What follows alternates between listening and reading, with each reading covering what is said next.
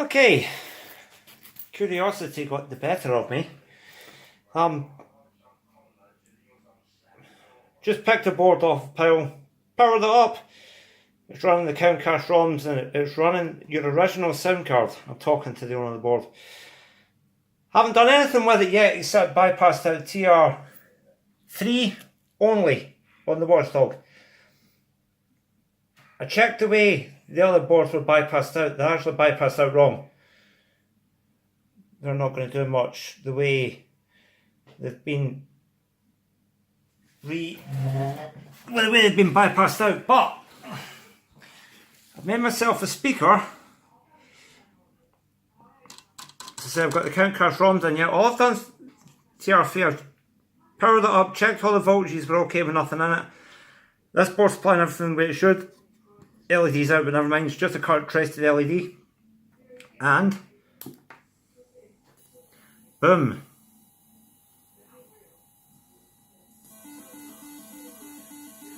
As I said, the battery gets the audio section on these, so the sound's terrible at the minute.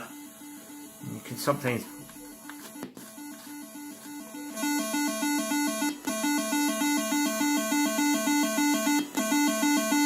The pot needs changed. And then it'll die off instead.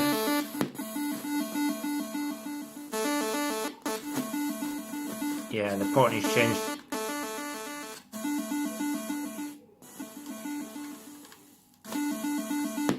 Pot definitely needs changed. Now that's board one of the pile. We'll call this board one. It's the one with how to identify it. Turn it off in a minute. I'll tell you, we'll get a Sharpie and we'll mark it 1. It's the one with this sticker on, so we'll mark it board 1. So, see, you know what I'm like, I can't put these things down. It works with Countcast ROMs, so I went ahead and burned all in a day's work ROMs. Changed the display to one that uses an OKI 1937 driver. These Barcrest ones are pretty close. Done a little bit of work around the sound section here to tidy up a shot in a minute. Let's see.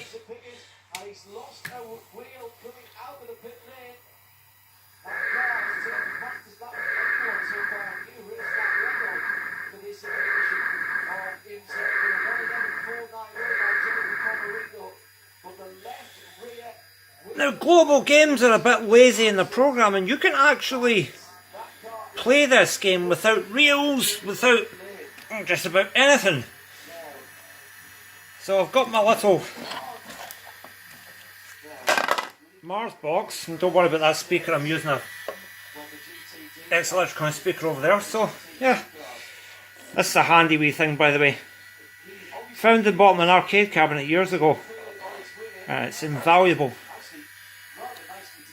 Put some credits in. See if we can play all in a day's work with, well, basically 2 wires.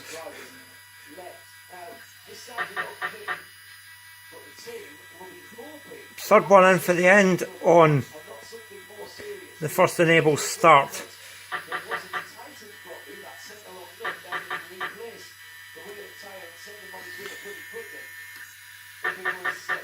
Still quite a bit of interference coming off the board. You hear the sound there isn't perfect. It does improve. It's probably because I'm using the wrong potentiometer on at the minute. I've only got a 25k one in there.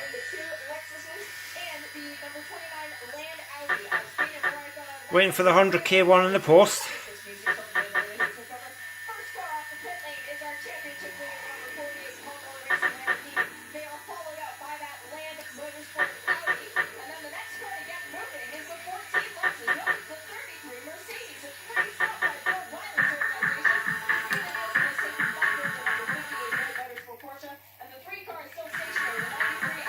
Yeah, you do have some volume control.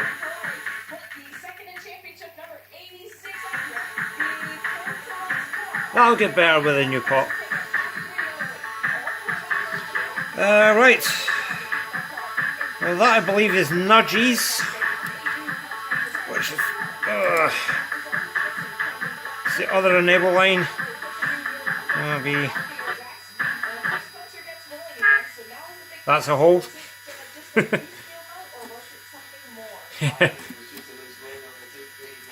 Playing with one wire.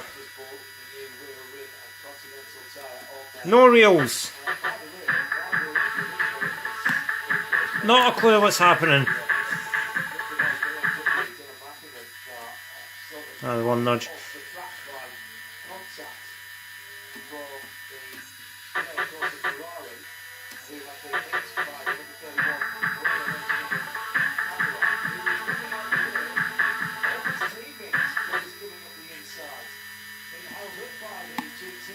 I was playing this for about the other day while I was working on it.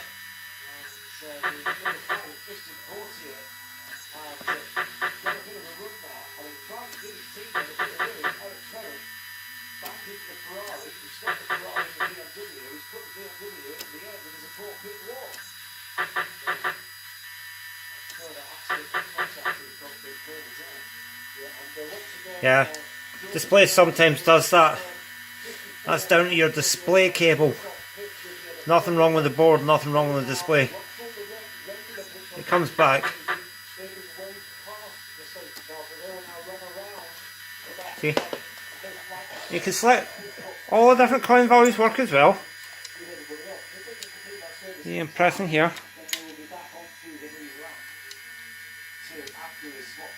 So all your coin acceptance is fine. That's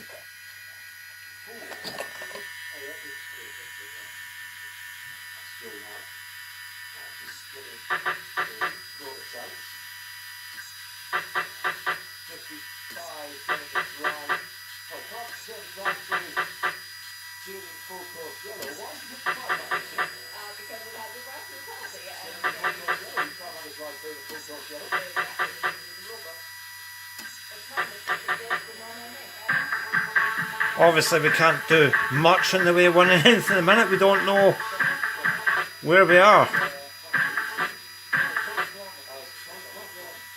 But if I'm lucky in the next couple of minutes,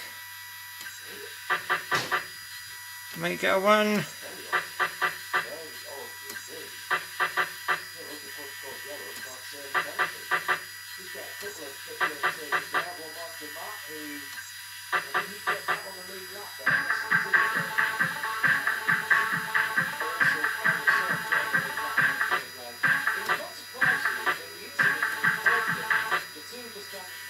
Yeah.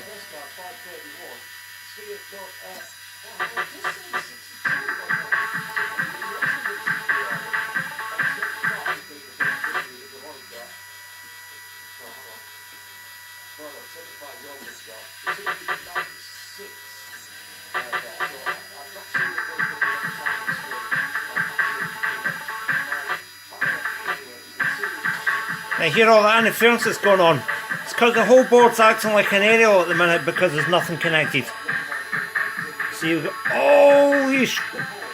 I mean, I know there's no lamp function or anything coming out there, but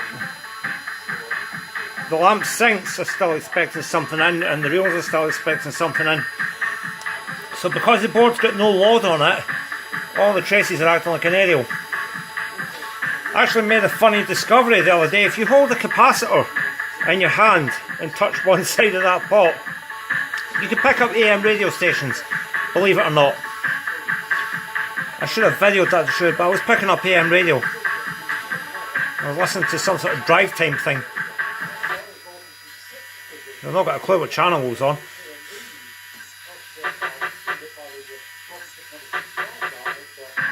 Clyde 2 maybe or something like that. Some AM station anyway. I don't think I'm going to win anything anytime soon by... I have no clue what anything is. But I'm pretty confident from this that the majority of this board is working. Obviously I can't test the real drive, although I can hear it working. I can't physically test it. I can't test the payouts or anything, I've nothing connected to them. I don't have a Scorpion 1 machine to put this in and test it fully.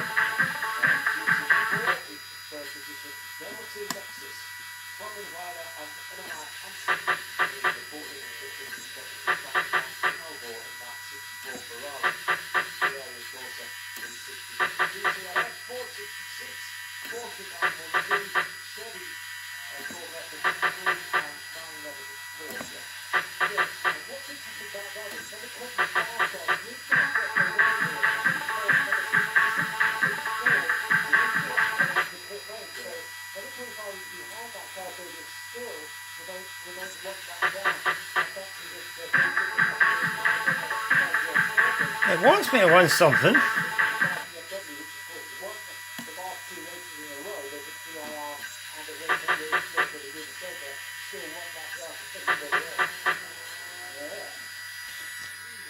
Yeah, go insert coins now in a minute.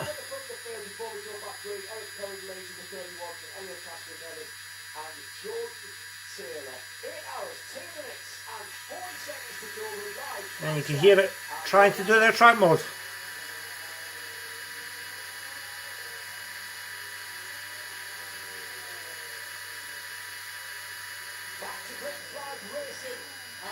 Yeah, it's going up some sort of trail now in the lamps. Right, okay. I've got lots of those ultra bright LEDs. So I fitted one in. Fitted a good quality green drop blocking capacitor for this. I've actually cut the output channels to that because I know you're never going to use this chip in your machine and that chip isn't working. So I just cut the output channels to it. It's needed for the payouts. And I can't tell at the minute whether the payouts are working or not. If I get another one of these, I can fit it in, but I don't have one at the minute.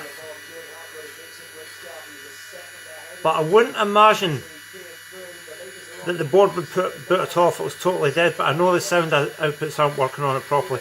I'm pretty sure this game doesn't have any synth sound anyway. It's all on the sound card. So as I said, so pins 1, 4 and 5 of that are cut, but you're not using them anyway. Wrong potentiometer at the minute, it's a 25k, should be 100k. Volume override transistor there wasn't working. I've just bypassed it underneath for the minute. I will put a new one in. I've also made a slight mod here. With the Scorpion circuit as the way it is, it's very prone to noise, it's very prone to oscillation. And you don't get as much volume as you can. Obviously I've changed this capacitor as well. This is smoothing the filter capacitor for the audio circuit. Now that was dead. The original lamp was totally dead, you just get a screaming sound off it and a lot of interference, so I've changed that out. And I've added a 1k resistor there. And what that does is, one, it provides you a little bit of noise filtering, but also provides you a little bit of extra gain. Because what I was getting was, even with all the sound circuit working, the volume seems awful quiet. But then if you shorted out pins 6 and 7, you got much more power in the volume control and a lot less noise. Still get some noise in the audio. The lower down you turn the volume, the more the board tends to become an aerial. As I said, that's likely to go away when you connect everything up. I've had that before and it goes away when you connect stuff up. Also, you still need to fix a little bit of the corrosion around about here, but I'm talking to the owner of the board now. The owner of the board's perfectly capable of doing that, fixing the corrosion with these. He's got the isopropyl alcohol and the fiberglass pen and whatever. I wasn't asked to do that. I was only asked to burn new ROMs for the thing, confirm the board works, which I've done. But as I wasn't getting sound, I wasn't happy with it, so I've had to play with this anyway. I'm trying to remember. That's been changed for one out, the spares board that you sent. That's been changed. These two capacitors have been replaced by new ones that I had. So yeah, that's the state of play with this one at the minute. Now you might wonder what this is. This is just me bypassing it out the voltage sense. The VMM line comes from this pin here, I believe, on the power supply. And all it does is it's an unregulated DC signal in it. Goes through a capacitor and keeps that transistor turned on. If that transistor isn't turned on, this happens. Board locks out. It's telling you there's a power supply fault. So you just keep it bypassed off like that.